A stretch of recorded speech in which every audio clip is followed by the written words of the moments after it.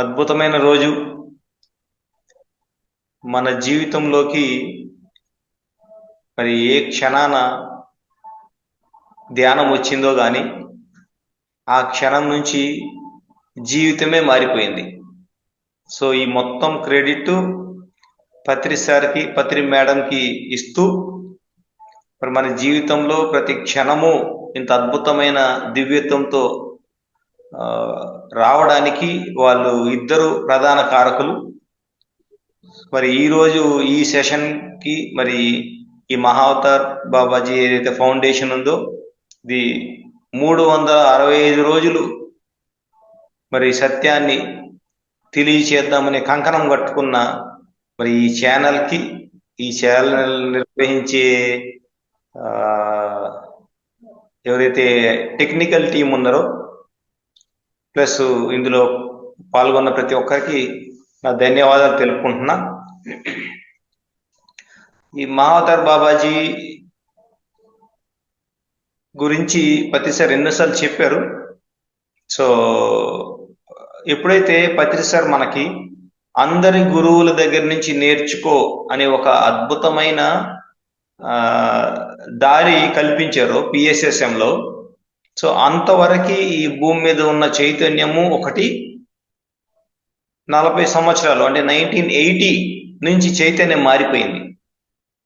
So అది అంటే ఒక మనిషి యొక్క ఆలోచనని, యాక్సెప్టెన్స్ లెవెల్ని సత్యం వైపు విస్తారంగా తీసుకెళ్ళి గత జన్మల నుంచి ఏదైతే ఈ మనిషి కోరుకుంటున్నాడో ఈ ఆత్మ అది సాకారం అవ్వడానికి అన్ని గేట్స్ ఓపెన్ చేసేసాయి.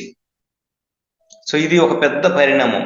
సో కాబట్టి మన జీవితంలో ఎంతో మంది గురువులు ఇప్పుడు ప్రత్యక్షం అవుతున్నారు అంటే దానికి కారణము ప్రధాన పాత్ర కూడా పత్రిజీ ఎంత ముఖ్యమో మనం కూడా అంతే ముఖ్యం.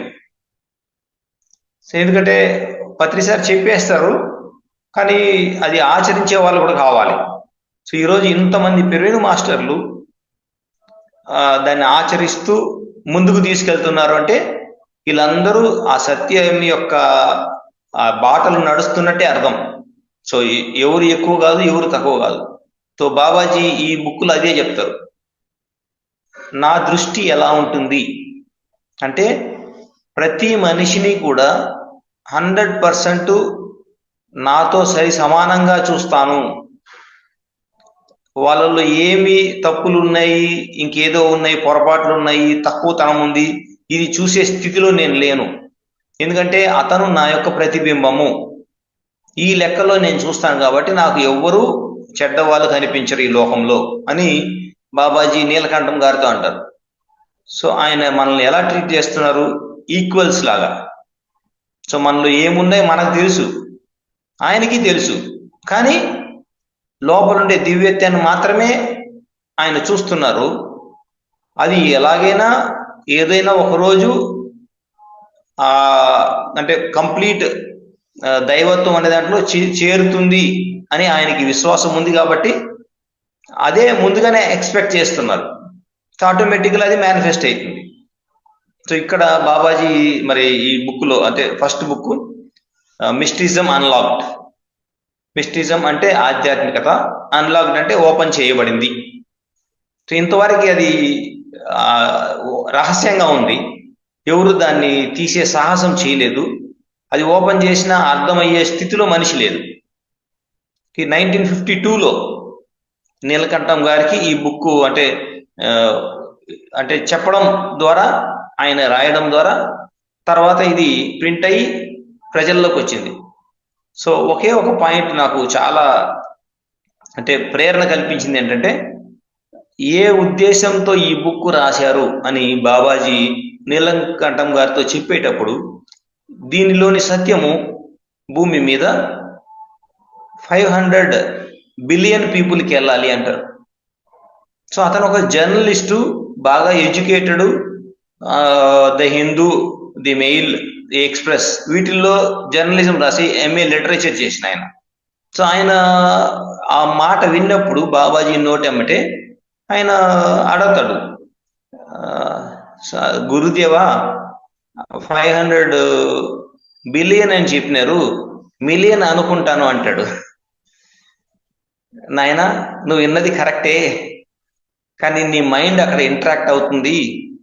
నువ్వు నాతో మాట్లాడుతున్నప్పుడు మైండ్ని ఇన్వాల్వ్ చేయకు, నేను ఏది చెప్తున్నా అదే అక్కడ రాయి అంటాడు.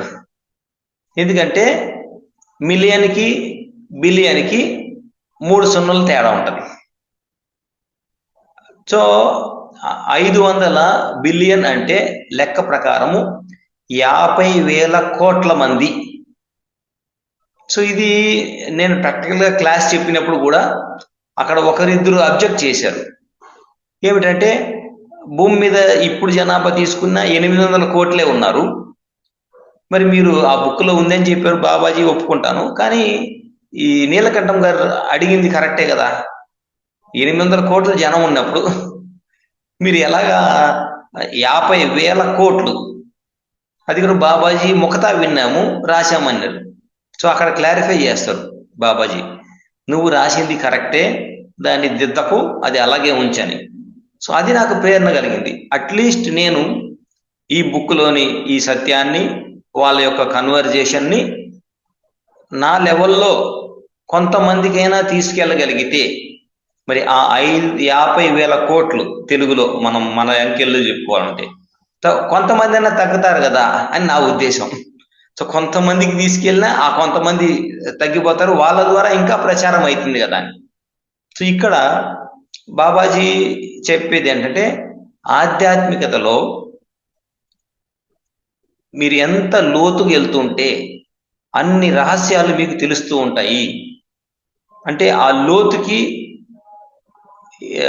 దాన్ని ఏమంటారంటే, ఇప్పుడు సముద్రానికి కింద బెడ్ ఉంటుంది, వెళ్తే టచ్ అవుతుంది. అది ఒక 300 మీటర్స్ 3000 మీటర్స్ బాగా అట్లాంటిక్ ఓషన్, ఇంకా పసిఫిక్ ఓషన్ అయితే ఇంకొంచెం డెప్త్ ఉంటుంది, కానీ కింద మాత్రం ఆ బెడ్ అనేది తగులుతుంది.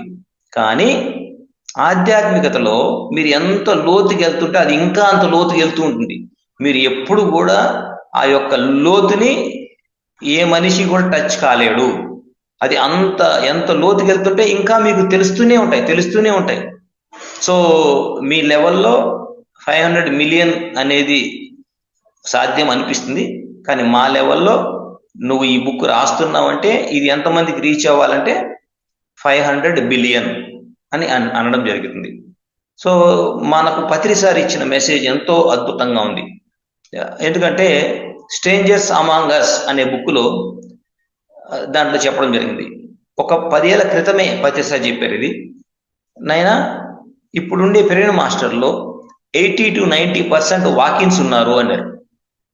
అంటే ఏంటి, శరీరం తీసుకొచ్చిన ఆత్మ వెళ్ళిపోయింది, అందుకే ఇప్పుడు బంధుత్వాలు లేరు, అంటే అటాచ్మెంట్ లేదు, ఫ్రెండ్స్తో లేదు, ఎవరితో లేదు, అందరూ సత్యంతోనే వచ్చున్నారు ఇప్పుడు. ఎందుకంటే వాళ్ళకి తెలుసు బంధుత్వాలు ఇంకా ఫ్రెండ్షిప్ ఇవన్నీ పాత్రలు మాత్రమే, కానీ భూమి మీద ధర్మస్థాపన చేయడానికి వచ్చిన వాళ్ళు అదే పని మీద ఉంటారు. పెరిగిన మాస్టర్లు ఎందుకు అంటే అది బాధ్యత రాహిత్యం కాదు, బాధ్యత నెరవేర్చిన తర్వాత లోక కళ్యాణం కోసం కంకణం కట్టుకోవడం. ఇది బయట వాళ్ళకి అర్థం కాదు. ఒక పెరిగిన మాస్టర్కే ఇంకొక పెరిగిన మాస్టర్ యొక్క అది అవగాహన అవుతుంది. ఎందుకంటే ఇంట్లోని బాగా చూసుకుంటున్నారు, కుటుంబాన్ని బాగా చూసుకుంటున్నారు, కానీ ఎక్కువ సమయాన్ని సమాజంలో జరిగే ఈ యొక్క హింసని తీసేయడానికి, మూగజీవుల యొక్క ఆ వదని, ఆ హింసను తీసేయడానికి వీళ్ళు పాటుపడుతున్నారు. లోక కళ్యాణ విషయంలో ఇది చాలా పెద్ద పని, కానీ సమాజంలో చూస్తే ఇది పనికిరాని పని, డబ్బులు సంపాదించకుండా ఉండే పని, ఏ మర్యాద లేని పని. కానీ కరుణ అనేది అన్ని మతాల్లో ఉంది. కరుణ లేనిదే ఒక మత ప్రబోధకుడు కాలేడు. కానీ అది చెప్పిన ఆయన్ని వదిలేసి, కరుణను వదిలేసి వీళ్ళంతా మత ప్రచారకులు అయినారు. అది ఎట్టయితారు? ఏ మతమైనా కరుణ చేతే పుట్టింది, ప్రేమతోటే పుట్టింది. దాన్ని వదిలేస్తే ఇంకా మతం ఎక్కడుంది? ఆ మతం స్థాపించిన ఆయన సిద్ధాంతం ఏమైంది? సో దీని గురించి ప్రస్తావిస్తాడు. సో ఈరోజు మనము కొంచెము సబ్జెక్టులోకి వెళ్దాం. ఏంటంటే సబ్జెక్టు ఇది ఫస్ట్ బుక్లో ఫస్ట్ చాప్టర్ తీసుకున్నాం. ఏంటి సబ్జెక్ట్ అంటే దెర్ ఆర్ 4 కార్డినల్ పాయింట్స్ అంటారు. ఒక ఇంటికి ఎలాగైతే 4 గోడలు ఉంటాయో, భూమికి ఎలాగైతే 4 దిశలు ఉన్నాయో, అలాగా 4 ఇంపార్టెంట్ కార్డినల్ పాయింట్స్ అని చెప్పారు. సో ఒకటి ఫస్ట్ పాయింట్ ఏంటంటే ది వన్నెస్ అంటే ఎగ్జిస్టెన్స్ యాజ్ వన్. ఉనికి అనేది ఒకటే. ఉనికి రకరకాలు లేదు. మనం అందరము మీరు ఏమి తీసుకున్నా అన్నీ ఒకటి కిందకి లెక్క వస్తాయి, రకరకాల కిందకి లెక్కకు రావు. ఇది ఎప్పుడు గుర్తుపెట్టుకోండి. ఎలాగైతే ఒక శరీరంలో ముక్కు, చెవులు, చేతులు, కాళ్ళు, అన్ని అవయవాలు లోపల బయటి అన్ని కలిసి ఒక మనిషి అనబడతాడో, ఒక చెట్టులో సీజన్లు మారుతున్న కొద్దీ ఆ పువ్వులు, కాయలు, పిందెలు, కనిపించే చెట్టు కొమ్మలు, కనిపించని వేర్లు, కింద భూమిలో భాగము అంతా కూడా ఒక చెట్టు అనబడుతుందో, అదేలాగా ఈ మొత్తం విశ్వమంతా కూడా ఒక్కటే. ఇది ఎప్పుడు గుర్తుపెట్టుకోండి. ఉనికిలో విశ్వం ఒకటే. ఎన్ని రాలిపోయినా ఎన్ని వచ్చినా అది ఒకటే. ఇది ఫస్ట్ పాయింట్. రెండో point, the divinity in man. మనిషి సృష్టించబడినప్పుడే దైవత్వం నుంచి వచ్చాడు కాబట్టి, అంశాత్మక వచ్చాడు కాబట్టి అతనిలో ఆ యొక్క దైవత్వము నిమిడీకృతం అయి ఉంది. అంటే మనిషి అంటేనే అతనిలో ఆల్రెడీ దైవత్వం ఉంది అని అర్థం. The divinity of man. ఇది ఎప్పుడు గుర్తుపెట్టుకోండి. ఎందుకంటే ప్రతి మనిషిలో ఒక 4 పాయింట్స్ చెప్పారు బాబాజీ. ప్రేమ అనేది ఖచ్చితంగా ఉంటుంది. కొంతమంది మీద ఉండొచ్చు, కొంతమందిగా ఉండకపోవచ్చు, ఇప్పుడు ఉండొచ్చు, తర్వాత రావచ్చు, ఏదైనా విషయం అది ఉంటే కదా వస్తుంది. అంటే ప్రతి ఒక్కరిలో లోపల ప్రేమ అనేది ఆల్రెడీ ఇన్కార్పొరేట్ అయి ఉంది. ప్రేమ లేని మనిషి లేనే లేదు. అంటే దైవత్వం అంటే ప్రేమ, అది ఆల్రెడీ ఉంది. అది ఒకటి.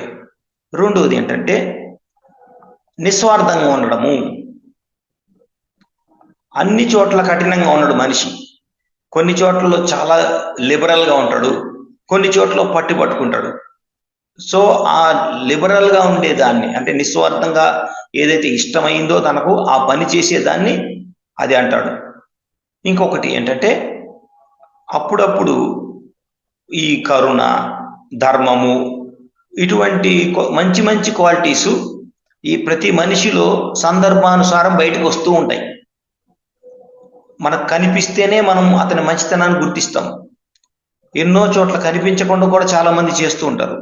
అంటే ఆ ఎథికల్ వాల్యూస్ అనేటివి ప్రతి మనిషి లోపల పుట్టుకతోనే ఇన్కార్పొరేట్ అయి ఉన్నాయి. ఇది ఎప్పుడు గుర్తుపెట్టుకోండి. సో దివ్యత్వము అనేది మనిషిలోని భాగమే అని. మూడోది యూనిటీ ఆఫ్ గాడ్. పరమాత్ముడు అంటే ఆ కాన్షియస్నెస్, ఆ చైతన్యం అనేది ఒక్కటే అయి ఉంటది, వేరువేరుగా ఉండవు. అది ఏ చైతన్యంలో ఉన్నా అంటే అనిమేటెడ్ అండ్ అన్అనిమేటెడ్ అంటే చలిస్తున్న వాటిని కానీ చెల్లించినటువంటి వాటివి కానీ, జీవించి ఉన్నవి కానీ జీవం లేని వాటివి కానీ, మనుషులు కానీ దేవతలు కానీ అందరూ కూడా ఆ దేవునిలో అంటే ఆ చైతన్యంలో భాగమే కానీ చైతన్యంకు విడుబడి ఏమీ లేవు. The unity of God. ఇది మూడో పాయింట్. ఇంకా నాలుగో పాయింట్ ఏంటంటే ద హార్మోనీ ఇన్ రిలీజియస్. ఈ మతాలు అనేటివి భూమి మీద మనుషుల యొక్క చైతన్యాన్ని పెంచడానికి ఆయా కాలమాన పరిస్థితుల్లో పైనుంచి వచ్చిన దివ్యాత్మ స్వరూపులు ఇక్కడ జన్మ తీసుకొని ఎలా జీవించాలి, ఎటువంటి దాన్ని మనము స్వీకరించాలి. ఎందుకంటే మానవత్వం తర్వాత చేరుకోవాల్సింది దైవత్వమే. సో ఆ దైవత్వాన్ని ఎలా చేరుకోవాలి అనే నిదర్శన పూర్వకంగా ఆ దైవత్వంతో కూడిన వాళ్ళు జన్మించారు. వాళ్ళ ద్వారా ఈ యొక్క మతాలు అనేటివి ఏర్పడ్డాయి. సో ప్రతి మతానికి కూడా బేస్ ఏంటంటే 3 ఉంటాయి. ఆ మత ప్రబోధకుడు అంటే ఇప్పుడు క్రిస్టియానిటీ తీసుకుంటే మనము జీసస్ క్రైస్ట్ వస్తాడు, ఇస్లాం తీసుకుంటే మరి మొహమ్మద్ ప్రవక్త వస్తారు. సో ఇలాగా ప్రతి ఒక్కరికి గురునానక్ ఉన్నారు. అలాగా మనకు కృష్ణ భగవానుడు అనుకోండి, లేకపోతే వ్యాస భగవానుడు, ఎవరో. సో ఎవరు కూడా ఇటువంటి వాళ్ళందరూ దైవత్వాన్ని మనిషిలోకి తీసుకొచ్చి అతన్ని టాలరెన్స్ అంటే సహనము, పీస్ అంటే శాంతి, అంటే మనిషిని ఈ గందరగోళ ప్రపంచం నుండి సహనము మరియు శాంతి వైపు తీసుకెళ్ళడానికే మతాలు ఉద్భవించాయి. మీరు కొట్లాడుకొని చావమని, మీకు అంటే ఒక దేశాన్ని ఇంకొక దేశము, ఒక మనిషిని ఇంకొక మనిషిని హింస పెట్టడానికైతే మతం ఆవిర్భవించలేదు. ఇవన్నీ కలిసి మనుషులంతా కలిసిమెలిసి ఆ దైవత్వం వైపు వెళ్ళడానికే మతం అనేది ఆవిర్భవించింది. కానీ ప్రజల మధ్య కొట్లాట్లు, ఒకరు ఎక్కువ ఒకరు తక్కువ, లేకపోతే మనుషుల్ని రోగగ్రస్తులు చెయ్యాలి కాదు, మనుషుల్ని స్వస్థత పరచడానికే మతాలు వచ్చాయి, రోగులు చేయడానికి కాదు. పాపం అనేది దేవుని దృష్టిలో లేనే లేదు అంటారు బాబాజీ. ఇక్కడ ఉండేది మొత్తం సత్యమే, అంటే ట్రూత్ మాత్రమే ఉంది. మరి ట్రూత్ ఉంది అంటున్నారు, మరి ఈ ఏదైతే సిన్ అంటే పాపం ఉందో అది ఏంటి అంటే, అప్పుడు బాబాజీ నీలకంఠం గారు చెప్తారు, నాయనా చూడు రెండు విషయాలు, ఒకటి ట్రూత్ ఉంది అంటే సత్యం ఉంది, సత్యం పైన ముసుగు ఉంది అంటాడు. ఆ ముసుగు అనేది ఫాల్స్హుడ్, అది పర్మనెంట్ గా ఉండదు, అజ్ఞానం ఉన్నంత వరకు అది ఉంటది. ఎప్పుడైతే అజ్ఞానం వెళ్ళిపోతుందో ఆ మనిషి జ్ఞానవంతుడు అవుతాడో ఆ తెరను తనకు తానుగా తీసుకుంటాడు, ఆ లోపల ఉండే సత్యం కాబట్టి ఇంకా సత్యాన్ని వదలడు. సో ఇది ఫాల్స్హుడ్, ట్రూత్ అండ్ ఫాల్స్హుడ్. ప్రపంచంలో మీరు ఏం చూస్తున్నా అదంతా కూడా సత్యమే, కానీ ఆ సత్యం పైన ఏముందంటే ఈ ఇగ్నోరెన్స్ అంటే అజ్ఞానము అనే తెరలు ఉన్నాయి. సో ఎప్పుడైతే అజ్ఞానం అనే తెరలు ఆ మనిషి స్వయంగా సాధన చేసి సత్యాన్ని తెలుసుకొని ఆ దైవత్వంతో కలుస్తాడో అప్పుడు ఆటోమేటిక్గా తాను దైవము వేరు వేరు కాదని తెలుసుకుంటాడు, ఆ తెర తొలగిపోతుంది, ఉండేది ఓన్లీ ట్రూత్ అంటే ఓన్లీ సత్యము. ఇది ప్రతి ఒక్కరూ సాధన చేసి రావాల్సిందే, దీనికి అడ్డదారులు లేవు, షార్ట్ కట్స్ లేవు అని చెప్తారు. మరి ఈ 4 పాయింట్స్ తర్వాత మనము ఇంకొక 5 పాయింట్లకి వెళ్దాం. ఈ 5 పాయింట్లు ఎలాగైతే పత్రి సార్ మనకి కాన్సెప్ట్ లెక్క చెప్తారో అలాగా బాబాజీ నీలకంఠం గారికి చెప్పడం జరిగింది. ఏంటంటే 5I కాన్సెప్ట్, ఐ ఇంగ్లీష్లో ఐ. సో ఏంటంటే 5 ఐస్ ఉన్నాయి. ఒకటి ఏంటంటే ఇంట్యూషన్. ఇంట్యూషన్ అంటే అంతర్ప్రబోధము, ఇన్నర్ వాయిస్ అంటాం. మనం ధ్యానంలో ఉన్నప్పుడు కానీ లేకపోతే సడన్గా ఏదో ఒకటి అలా వస్తుంది మనకి, అది ఎలాగా అంటే అంతవరకు ఎక్స్పీరియన్స్ లేదు, ఏదో అనిపించింది, సో దీన్ని ఇంప్లిమెంట్ చేయాలా వద్దా అని డౌట్. ఎందుకంటే దానికి నిరూపణ ఉండదు, ఇంట్యూషన్కి నిరూపణ ఉండదు, అది కొత్తగా వచ్చిన ఇన్ఫర్మేషన్ మన జీవితంలో. సో చేయడానికి సాహసం కావాలి, దాని మీద పూర్తి విశ్వాసం కావాలి. అంటే డౌట్ఫుల్గా ఉంటుంది, ఇంట్యూషన్ ఎప్పుడు డౌట్ఫుల్గా ఉంటుంది, ఎందుకంటే అది ఇంతవరకు జరగలేదు మన లైఫ్లో. అది చేస్తే తర్వాత ఎక్స్పీరియన్స్ అవుతుంది, కానీ ఇంతవరకు మన జీవితంలో చేయలేదు. సో అక్కడ డౌట్ఫుల్నెస్ ఉంటుంది, ఇంట్యూషన్ ఎప్పుడు డౌట్ఫుల్గా ఉంటుంది. దానివల్ల 90% మంది దాన్ని వెనకేసేస్తారు, ఇది సాధ్యమా కాదా, అసలు ఇటువంటిది ఉందా లేదా అని. కానీ ఎవరైతే ఆ దారిలో పూర్తి విశ్వాసమై ఆ సత్యానికి లేకపోతే సద్గురువులకి సరెండర్ అయ్యారో వాళ్ళు ఇంట్యూషన్ ప్రకారము ముందుకు వెళ్ళిపోతారు. అది అద్భుతమైన రిజల్ట్ తీసుకొస్తుంది వాళ్ళ లైఫ్లో. వాళ్ళ చుట్టూ ఉండే ఆవరణ మొత్తము ఆ ఇంట్యూషన్ ద్వారా వచ్చిన మెసేజ్ అందరికీ వ్యాప్తి చెందుతుంది. సో ఈ ఇంట్యూషన్ అనేది అంతర్ప్రబోధం నుంచి వస్తుంది, ఇన్నర్ వాయిస్ నుంచి. సో మనకు ఎగ్జాంపుల్ కావాలంటే వివిఎస్ లక్ష్మణ్ గారు ఎప్పుడైతే రిటైర్మెంట్ అయ్యారో అప్పుడు ఇంటర్వ్యూ చూడండి. అప్పుడు అడుగుతారు ఒక విలేకరి, మీరు ఇంకా ఫామ్లో ఉన్నారు కదా, ఇంకా అంటే ఫిట్ కూడా ఉన్నారు కదా, టెస్ట్ మ్యాచ్లు బాగా ఆడొచ్చు, ఇంకొన్ని రికార్డులు బ్రేక్ చేయొచ్చు కదా అనేసి అడిగినప్పుడు అప్పుడు లక్ష్మణ్ గారు ఇచ్చిన మెసేజ్ ఏంటంటే, నా ఇన్నర్ వాయిస్ నన్ను ఇక్కడ బ్రేక్ తీసుకోమని చెప్పింది కాబట్టి నేను కొనసాగించలేను అని చెప్తాడు. సో ఇన్నర్ వాయిస్ ప్రతి ఒక్కరికి ఉంటుంది. కానీ మనం ఇంకొన్ని మ్యాచ్లు ఆడొచ్చు, ఇంకొన్ని స్కోర్ చేయొచ్చు అనే మనసు ఏమంటే అట్లా ఆగుతుంది. ఇంకా బలంగా ఉన్నాం కదా, ఇంకా చేయొచ్చు కదా అనేసి. సో కాదు, ఇంట్యూషన్ అనేది కరెక్ట్ టయానికి ఏం చేయాలో అది చెప్తుంది. అది ఆత్మ నుంచి వస్తుంది. సో ఇది ఫస్ట్ది, ఇది ఇంట్యూషన్. రెండోది ఇన్స్టింక్ట్. ఇన్స్టింక్ట్ అనేది ఆ క్షణంలో మనకు తెలియకుండా జరిగిపోయేది, అనుకోకుండా జరిగిపోతాయి అవి. మన ప్రమేయం ఉండదు, మైండ్కి తెలియదు, అయిపోయినాక తెలుస్తుంది అరే ఇదేంటి ఇట్ అయ్యింది అని. అది సెకండ్లో. అది ఏంటంటే ఒకటి కర్మ సంబంధమైనది, రెండోది మన చేత ఈ లోకంలో చేయవలసింది చేయిస్తున్నారు మాస్టర్సు. మనది అవ్వచ్చు కాకపోవచ్చు, కానీ మనం దాంట్లో ఒక పాత్రధారం, అంటే ఒక ప్రధాన పాత్ర అయిపోయినాం. దానివల్ల మనకి ఎటువంటి కర్మ అంటదు, ఎందుకంటే దానికి ఇంటెన్షన్ లేదు, చేయాలని మనకు తెలీదు. అది జరిగిపోయిందంటే, జరిగిపోయిన తర్వాత మనసు ఇన్వాల్వ్ అవుతుంది. కాబట్టి ఇది మంచిగా చెడా, నేను ఎందుకు చేశాను, ఇది చేసి ఉండకూడదు కదా, ఇదంతా reasoning and logical mind start చేసేది.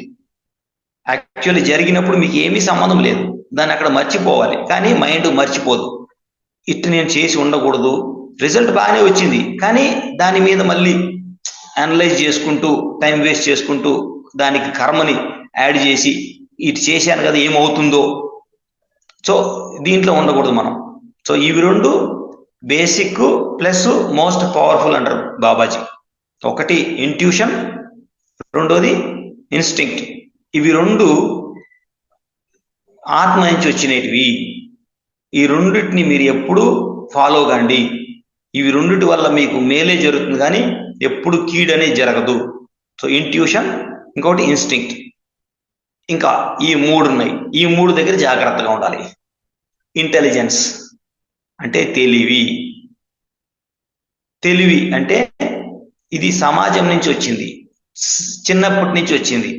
ఎక్కువ డబ్బులు సంపాదించు, మంచి పేరు తెచ్చుకో, ఎలా వ్యవహరిస్తే అందరూ నిన్ను బాగా గౌరవిస్తారు. ఇది ఆత్మకు సంబంధించింది కాదు, ఆత్మ ఎదుగుదల కాదు. సమాజంలో డబ్బులు సంపాదించాలి, పేరు ప్రతిష్టలు తెచ్చుకోవాలి అంటే అక్కడ తెలివిని ఉపయోగిస్తాడు. సో ఆధ్యాత్మికలో తెలివి పనికిరాదు. సో ఇక్కడికి వచ్చేసరికి ఐ అనేది తగ్గింది, ఇంటెలిజెన్స్.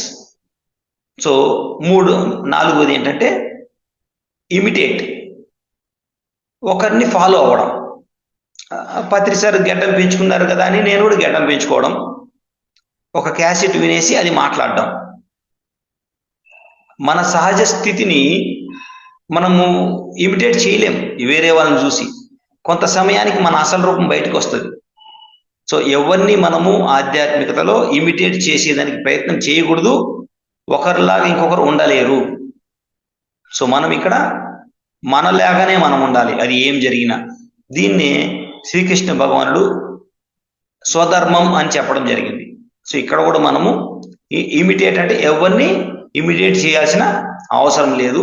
మనకు లోపల నుంచి ఏమొస్తుందో దాన్ని చేసుకుంటూ పోవడమే. ఇమిటేట్ మనం ఎక్కువ కాలం చేయలేము, యాక్ట్ చేయగలమేమో, కానీ దాన్ని మనం లైఫ్ ప్రొలాంగ్ చేయలేము. అంత సమయము మనము మన యొక్క సహజత్వాన్ని కోల్పోతాము. సో ఇది గుర్తుపెట్టుకోవాలి. సో తెలివి పనికిరాదు, ఒకరిని ఫాలో అవ్వడము, వాళ్ళలాగా మనం అనుకోవడము, అంటే పరధర్మం అని మన ధర్మం అనుకొని జీవించడం, ఇవి రెండు కూడా ఆధ్యాత్మికంగా పనికిరావు. మూడోది ఇంపల్స్ అంటారు. ఇంపల్స్ అంటే ప్రేరణ. ప్రేరణ ఏంటంటే మోటివేషన్ క్లాస్కి వెళ్తాం, 100 మంది ఉంటారు. ఆ 100 మంది ఆ 1 అవర్లో అతను బాగా ప్రేరణ చేసేసరికి అందరూ ఐఏఎస్లు అయిపోయినాం అనుకునేస్తారు అంతే. గేట్ బయటకు వస్తే తెలుస్తుంది వాళ్ళ అసలు రూపం. సో అక్కడ ఏం క్రియేట్ కాబడింది? లేనిది ఉన్నట్టు మాటల రూపంలో, చేతల రూపంలో వీళ్ళని ఆకాశానికి ఎత్తేసాడు. మాటల గారిడి. తో ప్రేరణలో ఎప్పుడు ఉండకండి, ప్రేరణలో మాట ఇవ్వకండి, దాని మీద ఉండకండి. ప్రేరణలు అయిపోయిన తర్వాత మన సహజ స్థితి ఏంటో తెలుసుకొని దానికి అనుగుణంగా మనము ప్రవర్తించాలి. సో ఈ 3 డేంజర్ వాటి నుంచి బయటపడండి. ఇవి రెండింటిని పట్టుకోండి. ఏవి మనకు కావాల్సినవి లైఫ్లో, ఆధ్యాత్మికతలో, ప్రపంచంగా కానీ ఆధ్యాత్మిక కానీ మనం మంచిగా ఎదగాలి అనుకున్నప్పుడు ఇంట్యూషన్ని పట్టుకోండి, తర్వాత ఇన్స్టింక్ట్ని పట్టుకోండి. ఇవి మూడింటికి తక్కువ ప్రయారిటీ ఇవ్వండి. వీటి వెనకాల ఫాలో కాకండి. తెలివితేటలు, ఇంకొకటి ప్రేరణ, ఇంకొకటి ఒకరిని అనుసరించడం. ఎవరిని అనుసరించాల్సిన అవసరం లేదు. ఎందుకంటే భగవంతుని సృష్టిలో బాబా చెప్తారు, ప్రతి ఒక్కరూ నాకు సమానుడే, ప్రతి ఒక్కరూ నాకు సమానమే అన్నప్పుడు ఒకరిని ఎందుకు మనం అనుసరించాలి? సో ఇక్కడ ఇంకొక విషయం చెప్తారు, మతం అనేది మూడిటిగా డివైడ్ చేయడం జరుగుతుంది. అంటే రిలీజియన్, మతం అంటే మనం రిలీజియన్ అంటాం. రిలీజియన్ ఎందుకు ఏర్పడింది అంటే ఈ భూమి మీద మాయ అంటే ఇల్యూషన్ అనేది బాగా ప్రబలంగా ఉంటుంది కాబట్టి అది వాస్తవికత అంటే ట్రూత్ నుంచి మనిషిని దూరంగా తీసుకెళ్తుంది. కాబట్టి మనిషి జన్మ తీసుకున్నాక మనిషి యొక్క లక్ష్యం ఏంటంటే మళ్ళీ దైవత్వంలో కలిసిపోవడం. ఇది అతని యొక్క ఏ మనిషి యొక్క లక్ష్యమైనా ఆత్మ లక్ష్యం ఇదే. కాబట్టి మళ్ళీ మనము మానవత్వం నుంచి దైవత్వంలో కలిసిపోవాలి అంటే ఈ భ్రమ అనేది ఇల్యూషన్ అనేది అడ్డొస్తుంది. కాబట్టి దాని నుంచి మనం బయటపడి వీడికి రావాలి అనుకున్నప్పుడు ఈ రీయూనైట్ అంటారు. రిలీజియన్ అంటే రీయూనైట్ అంటే జన్మ తీసుకున్నాక మాయలో పడిపోయినాము, మాయాన్ని తెలుసుకొని ఆ పొరలను తీసేసి మళ్ళీ యునైట్ అవ్వడం. పేరెంట్స్ మనం విడిపోయినాము, ఎప్పుడైతే తెలుసుకున్నామో విడిపోవడం కాదు, ఎవరి లైఫ్ వాళ్ళు ఉంటూ అప్పుడప్పుడు కలిసి కూడా ఉండాలని. అంటే అప్పుడు ఏమవుతుంది, మళ్ళీ ఆ పేరెంట్స్ ఆ చిల్డ్రన్ మళ్ళీ కలిసిపోతారు. అలాగా మనము ఇక్కడికి వచ్చాము, మన పనిలో మన పేరెంట్స్ని మర్చిపోయినాం, అంటే పైలోక వాసులను మర్చిపోయినాం. ఇప్పుడు ఏం చేయాలి? మతం ఏమిటి చేస్తుందంటే మనల్ని వాళ్ళని కలుపుతుంది. మళ్ళీ చనిపోయాక కాదు, ఉన్నంగానే, ఇక్కడ ఉన్నంగానే మనల్ని మన పెద్దవాళ్ళతో కలుపుతుంది. సో అది రిలీజియన్ ద్వారా అవుతుంది. మీరు ఎంత మెకానికల్, అంతే టెక్నాలజీ ఎంత పెరిగినా, ఎంత అడ్వాన్స్ అయినా ఈ మతము ద్వారానే మీరు ఆ పరమాత్మని కలవగలరు. ఎందుకంటే ఈ టెక్నాలజీ మొత్తం బేస్ అయ్యింది western culture. Western culture base అయ్యింది మెకానికల్ లైఫ్. మెకానికల్ లైఫ్ అంటే పరావిద్య, అంటే కనిపించే విద్య. కానీ అపరా విద్య అనేది కనిపించిన విద్య. కనిపించిన విద్యలోనే ఆ పరమాత్ముడు రెండిట్లో ఉంటాడు. సో ఈస్ట్ అనేది బాబాజీ చెప్పింది స్పిరిచువాలిటీ ప్లస్ ఈ ప్రాపంచికత రెండింటిని కలుపుకొని వెళ్తుంది. కానీ వెస్ట్ అనేది దీన్ని పూర్తిగా నమ్మకుండా ఓన్లీ మెటీరియల్ దాని మీదనే నడిచెళ్ళేది. సో అది అంత మంచిది కాదు. ప్రతి ఒక్కరూ ఆధ్యాత్మికంగా ఉండాలి అంటే వెస్ట్ ఈస్ట్ రెండు కలుపుకొని మనము మన తల్లిదండ్రులతో, అంటే మనకు జన్మనిచ్చిన పై లోకాల నుంచి వచ్చిన వాళ్ళతో కలిసిమెలిసి ఉండడము. ఆ రీయూనైట్ అవ్వడానికే ఎన్నో కాలాలలో ఎన్నో మతాలు వచ్చి మనిషిని ఒక ఉన్నత స్థితి నుంచి ఉన్నతోన్నతమైన స్థితికి తీసుకెళ్ళడానికి మార్గమైనవి. సో ప్రతి మతము దేని మీద బేస్ అయ్యింది అని బాబాయ్ చెప్తారంటే 3 విషయాలు. ఆ 3 విషయాలు ఏంటంటే, ఒకటి ఆచారాలు. ప్రతి మతంలో కొన్ని కృతులు ఇస్తారు, నామమో జపమో లేకపోతే ఇంకొకటి అంటే కర్మలు చేసేటివి, చేతులతో నోటితో చేసేటివి అవి. రెండోది పురాణాలు, అంటే ఉన్నప్పుడు ఏమేమైతే కథలు జరిగినాయో అంటే ఇప్పుడు ఒక సముద్రము బాగా అలలు వచ్చి తుఫాన్ వచ్చింది, అప్పుడు జీసస్ బోట్లో వెళ్తున్నారు, అప్పుడు ఇంకొంతమంది ప్రయాణికులు ఉన్నారు. అప్పుడు ఏమైంది, వాళ్ళు నా తండ్రి నన్ను కాపాడు అనే విశ్వాసం పెట్టినప్పుడు వీళ్ళ ఒడ్డు వీళ్ళ పడవ ఆ ప్రభావం ఏమైనా కానీ వాళ్ళు రక్షింపబడ్డారు. సో ఆ విశ్వాసాన్ని ఒక కథ రూపంలో తీసుకొచ్చి మనుషుల్లో చూపించడం. సో ఇది మైథాలజీ అంటారు, కథలు. అంటే కథల రూపంలో ఆ సత్యాన్ని తెలుసుకోవడం. సో ఒకటి ఏంటి అంటే రోజు దినచర్య, వెళ్ళి పూజలు చేయడము, రకరకాలు ఇవి. రెండోది కథల రూపంలో వాళ్ళ అనుభవాలు, వీళ్ళ ఎక్స్పీరియన్స్లు చెప్పడం. బాబాజీ ఏమంటారంటే ఇవి రెండిటి కన్నా చాలా చాలా ఇంపార్టెంట్ మిస్ అవుతారు. అదేంటంటే ఫిలాసఫీ. ఆ మత స్థాపకుడు ఎవరైతే ఉన్నారో అతను ఏం చెప్పాడు, ఆ సిద్ధాంతాలను ఫిలాసఫీ అంటారు. ఆ ఫిలాసఫీ లేకుండా ఇవి రెండు దేనికి పనికిరావు. ఏ మతమైనా సరే స్టార్ట్ చేశాడు అంటే అతని యొక్క ఉద్దేశం ఉంటుంది. ఎందుకంటే అతను ఎన్లైటన్మెంట్ అయితేనే మతాన్ని స్థాపించగలడు. కొంతమంది మతాన్ని స్థాపించలేదు.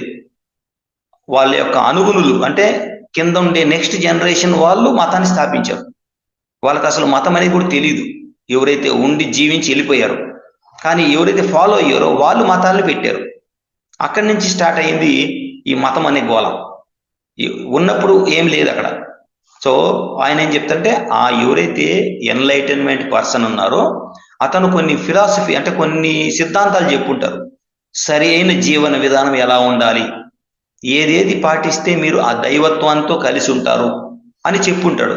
అది మూలం మీకు. దాన్ని పట్టుకోవడం వదిలేసి ఈ ప్రజలందరూ మిగతా రెండింటిని పట్టుకున్నారు. అంటే ఆచార వ్యవహారాలు, పురాణ కథలు. ఈ రెండు పురాణ కథలు ఇవి రెండు కూడా దేని నుంచి వచ్చినాయి?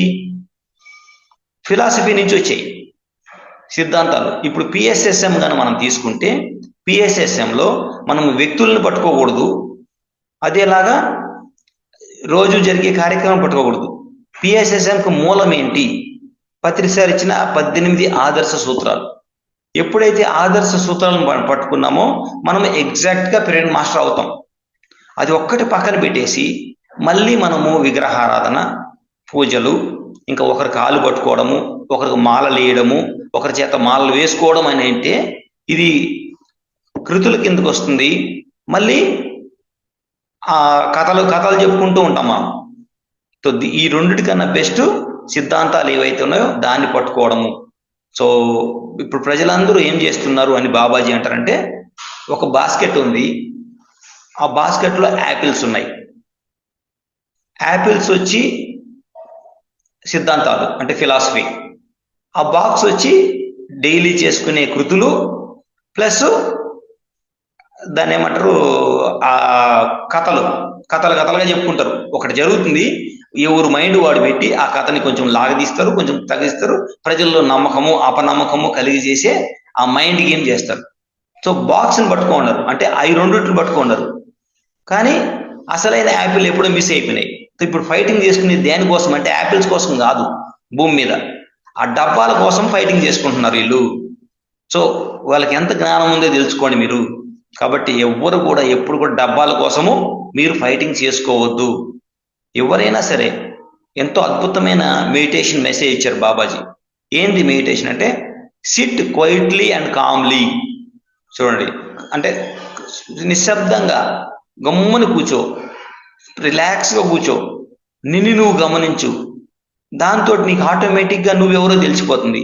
ఎప్పుడైతే నువ్వెవరో తెలిసిపోతుందో నీకు బాక్స్ అవసరం లేదు, యాపిల్స్ అవసరం లేదు. ఎందుకంటే రెండింటికి సృష్టికర్తవు నీవే. ఎప్పుడైతే నిన్ను నువ్వు తెలుసుకుంటావో నువ్వు నన్ను ఆటోమేటిక్గా తెలుసుకుంటావు. సో ఇది అంటే బాబాజీ నీలకంఠం గారికి ఇచ్చిన అంటే రకరకాల మనకి అంటే నీలకంఠం గారి ద్వారా మనకి ఇచ్చిన అవగాహన. సో ఏ మతమైనా కానీ ప్రజల్ని కలపడానికే ఉంది కానీ విడగొట్టడానికి కాదు. ఫస్ట్ పాయింట్, మనిషిని ఆరోగ్యవంతుడిగా చేయడానికే ఉంది కానీ అనారోగ్యం పాలు చేయడానికి లేదు. మూడోది, పాపాలు అనేటివి దైవలోకంలో లేనే లేవు. అవి పాపాలు అనేటివి ఒక తెర, ఈ చీకటి శక్తులు తయారు చేసిన అంటే తాను తక్కువ చేసుకునే విధంగా ఈ చీకటి శక్తులు చేసిన గేమ్లో అది ఒక అజ్ఞానపు పొర. ఎవరైతే ఈ అజ్ఞానపు పొరను తీసేస్తారో సాధన ద్వారా ఆటోమేటిక్గా వాళ్ళు ఉండే సత్యం తెలుసుకుంటారు. సో ఈ మూడు చాలా చాలా ఇంపార్టెంట్ మెసేజ్లు ఇచ్చారు బాబాజీ. మరి మనకు 30వ తారీఖు బాబాజీ పుట్టినరోజు వస్తుంది, జన్మదినం. సో అందరికీ నేను ధన్యవాదాలు తెలుపుకుంటున్నా. మరి ఈ 30వ తేదీకి ఈ బుక్లో 29వ తేదీ వస్తుంది. ఈ అంటే అప్పుడు ఆ సంవత్సరంలో 29 వరకే నీకు కష్టాలు ఉంటాయి నాయన, 30వ తేదీ నుంచి నీకు కష్టాలు ఉండవు అంటారు బాబాజీ ఒకనొక సందర్భంలో. అదేంటి, మనము గొంతు వరకు కష్టాల్లో ఉన్నాం కదా, మనకు డబ్బులే లేవు, ఇది ఎలాగ పబ్లిష్ చేద్దామంటే నువ్వు ఏమన్నా చేసుకో, నీ కష్టాలన్నీ 29 వరకే ఉంటాయి. 30వ తేదీ నుంచి నీకు ఏమేమి కావాలో అన్ని వస్తూ ఉంటాయి, అన్ని కరెక్ట్గా జరుగుతూ ఉంటాయి అనేసి అంటారు. సో ఈయనకి అర్థం కాదు. సో కరెక్ట్గా 29 అవుతుంది, 30వ తేదీకి అది ఎక్కడి నుంచి వస్తుందో కానీ డబ్బులు వస్తాయి, అందరూ మనుషులు కలుస్తారు. అప్పటి నుంచి ఈ అంటే బాబాజీ ఏం చెప్తారో దానికి అనుగుణంగా మొత్తం ప్రణాళిక అవుతూ వస్తుంది. సో దానికి బాబాజీ ఏం చెప్తారంటే, మనుషులు ఏమైతే చేస్తున్నారో దానికి అనుగుణంగా మొత్తము కూడా యూనివర్సు ఇన్ అడ్వాన్స్ అన్ని సమకూర్చి పెట్టింది. మీరు ఎప్పుడు విశ్వాసం పెట్టుకోండి, మీ ప్రతి ఒక్క అడుగు, ప్రతి ఒక్క మూమెంట్ కూడా ఆల్రెడీ పై వాళ్ళ పర్యవేక్షణలో జరుగుతుంది. మీరు యథాతథంగా మీ పని నిస్వార్థంగా పని చేసుకుంటూ పోతే మీకు ఎప్పుడెప్పుడు ఏమేమి అందాలో అంతా గురు మండలిలో ఉన్న మేము చూసుకుంటాము, అనువంత కూడా మీరు డౌట్ పెట్టుకోవద్దు అనేసి చెప్పడం జరుగుతుంది. మేడం ఇంతతో టైం అయింది అనుకుంటా, మళ్ళీ మనము రేపు కలుద్దాం మేడం.